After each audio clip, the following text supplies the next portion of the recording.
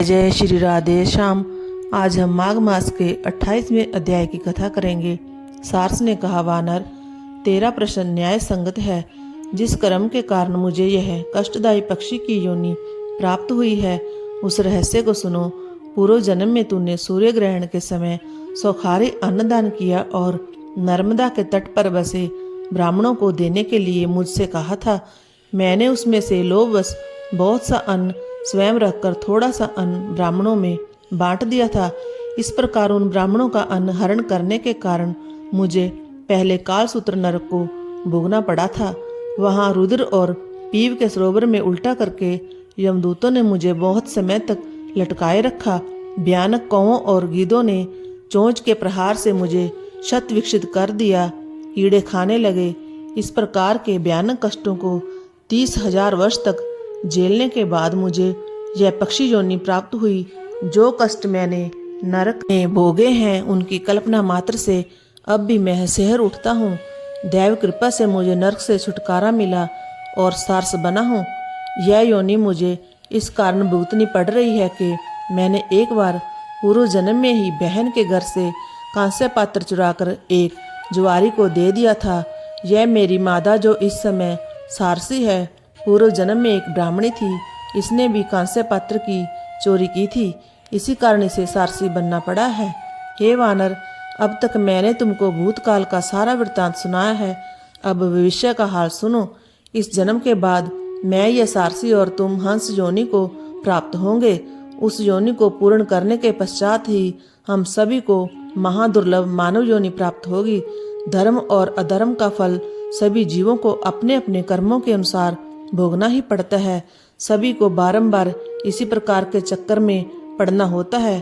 केवल विस्मत योगी वेदज्ञ ही इस कंटक भरे मार्ग को सकुशल पार कर सकने में सामर्थ्य है, दूसरा नहीं।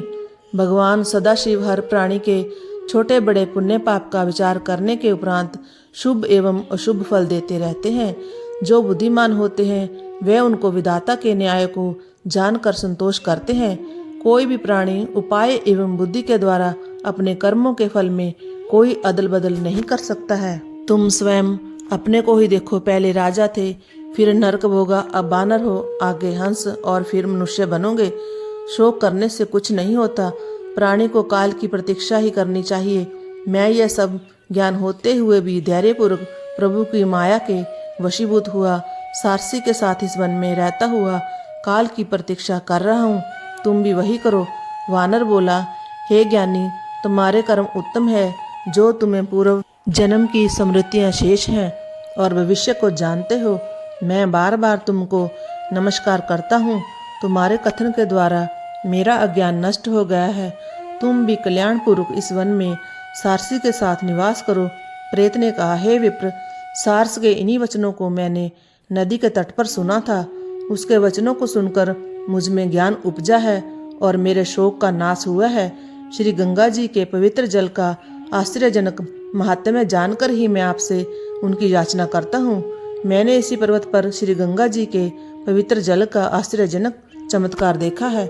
मैं जानता हूँ कि इस पवित्र जल के पीने से अवश्य ही मैं इस प्रेत योनि से मुक्त हो सकूंगा। ऐसे समय में परियात्रा में उत्पन्न हुए किसी ग्राम योजक ब्राह्मण ने इसी विंध्याचल पर्वत पर एक अयोग्य पुरुष से यह यज्ञ करवाया था। फलस्वरूप वह ब्राह्मण राक्षस हुआ।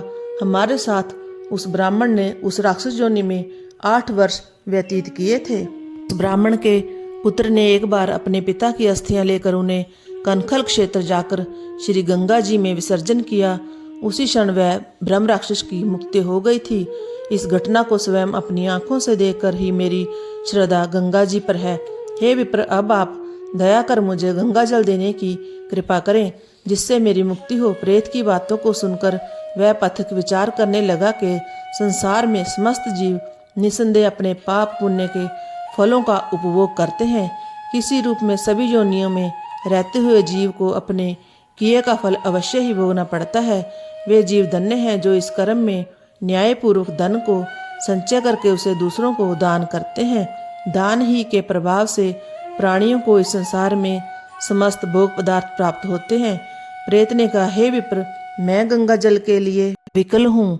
आप अधिक देर ना करें और शीघ्र ही मुझे गंगा जल का दान दें ताकि मैं प्रेत योनि से मुक्त हो सकूं।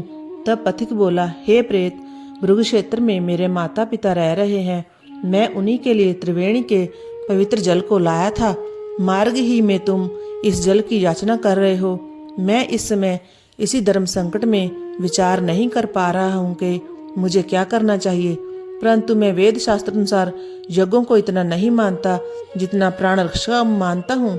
मैंने विचार किया कि यह जल तुम्हारी रक्षा के लिए दे दूं और माता पिता के लिए और जल ले आऊंगा। ऋषि जनों का कथन है कि परोपकार से बड़ा कोई धर्म नहीं है। इतना कहकर उस ब्राह्मण ने उस प्रेत को त्रिवेणी का जल दे दिया। प्रेत ने श्रद्धापूर्वक जल का पान किया। उस जल के प्रभाव से तुरंत प्रेत योनि से मुक्त होकर दिव्य देह को ही प्राप्त हो गया। तब उसने कहा, हे पथिक, श्री गंगा जी के महात्म्य का वर्णन कौन कर सकता है। शिव ने गंगा की पवित्रता समझ उसे अपने मस्तक पर धारण किया है। जो गंगा जल को पान करता है वह मोक्ष को पाता है। गंगा जल के समान कोई नहीं है। ए पंथी, भगवान तुम्हारी आयु दीर्घ करे और तुम सदा धर्म में ही तत्पर रहो। हे साधु, तुमने मुझ पर दया करके गंगा का पवित्र जल दान करके उपकार किया है। भगवान इस प्रकार तुम्हारा मंगल करे। इस प्रकार वचन कह वह दिव्य देहधारी केरल का ब्राह्मण प्रेत योनि से मुक्त होकर स्वर्ग को चला गया। तब पथिक ब्राह्मण पुनः त्रिवेणी से अपने माता पिता के उपयोग हेतु जल लाने के लिए वापस चला गया। देवद्युति से प्रयाग इस पुनीत महात्म्य को सुनकर वह पिशाच माघ स्नान के लिए त्रिवेणी की ओर चला गया। वहां स्नान करके वह द्रविड़ राजा उस पाप योनि से मुक्त हुआ और स्वर्ग को चला गया। इस प्रकार कथा का 28वां अध्याय समाप्त हुआ। जय जय श्री राधे श्याम।